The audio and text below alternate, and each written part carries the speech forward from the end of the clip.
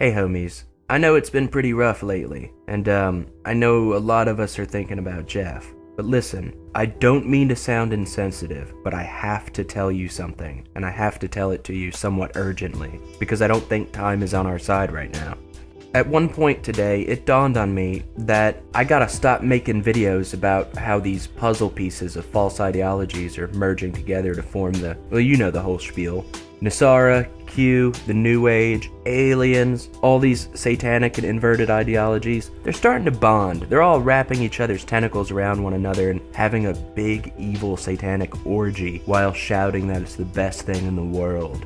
But anyway, I decided it was probably not wise to keep investing my attention and time and energy into this stuff when I need to be working on my own frickin' salvation, where I need to be working on trying to be a Christian, not investing my hate and anger and resentment and time into what the petty evil side is doing, right? Not only that, but it dawned on me that if I keep exposing, the old devil's psyops, or I don't know, if I throw a wrench into something that has to do with some glow-in-the-dark boys or fed boys, they ain't gonna play nice with me. And demons sure as heck ain't gonna play nice with me. So, long story short, I had decided I was gonna do one last deep dive into proving this point, this hypothesis of mine.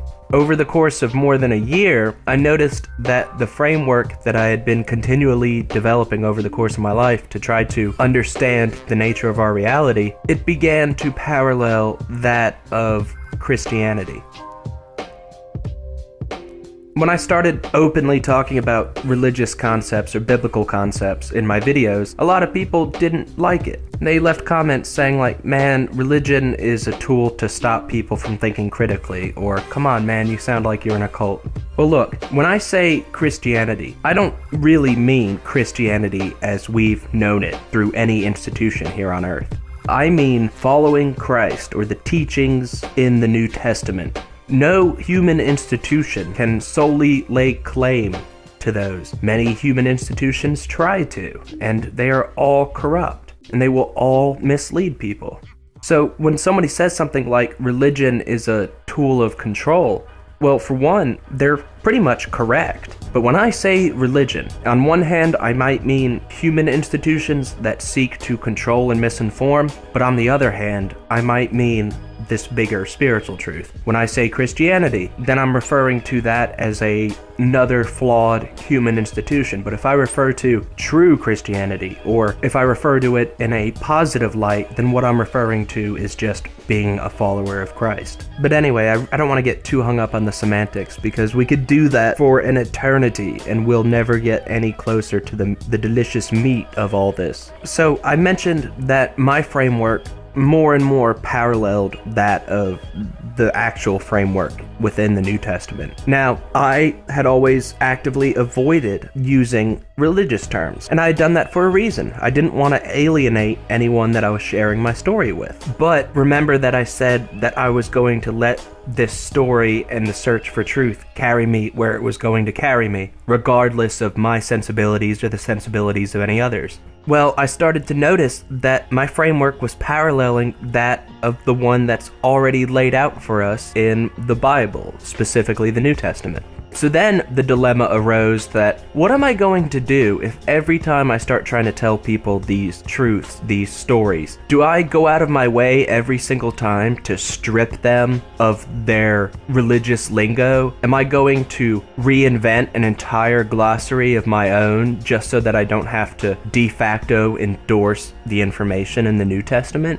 Well, carried to its logical end conclusion, all I would be doing is either creating a cult or basically just be ripping off the New Testament and then trying to stamp it as my own.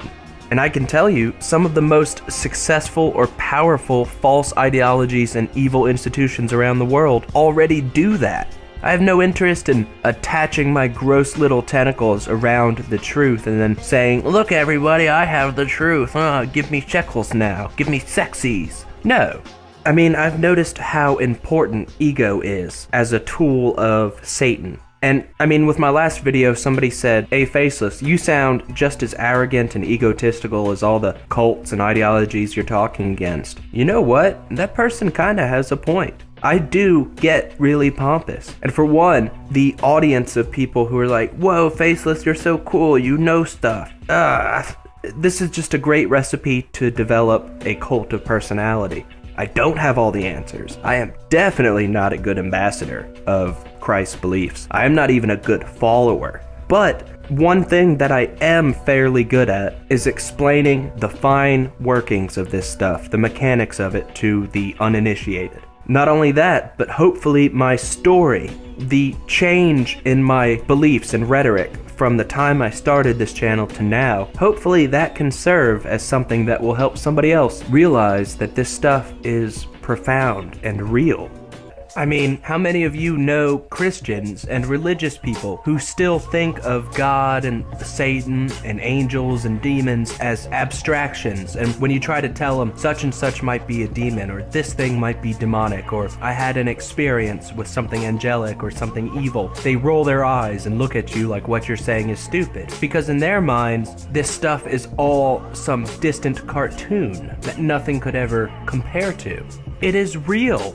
Our world involves these things. You know why the History Channel is proud to show you ancient aliens? Because this world is a satanic sandbox. Because they would gladly call it ancient aliens instead of what they should call it, ancient fallen angels, ancient hybrids. You know why all these New Age people who talk about the Galactic Federation that was literally in mainstream news and trending on Twitter for an entire friggin' day?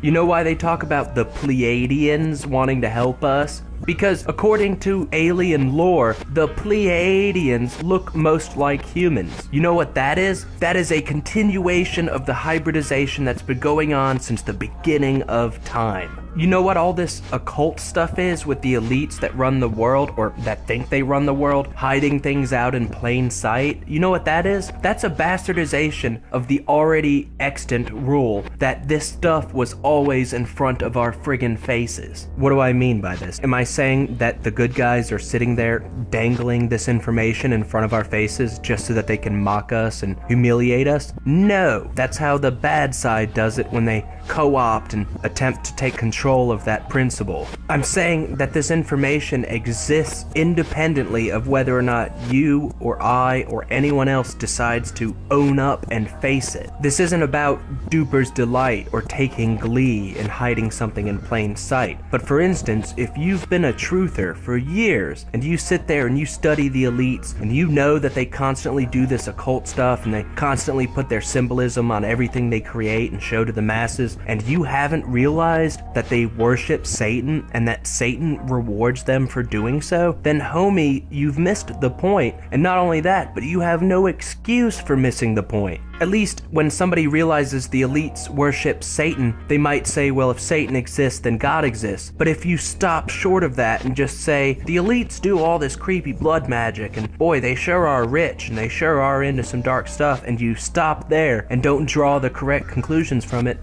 damn, homie.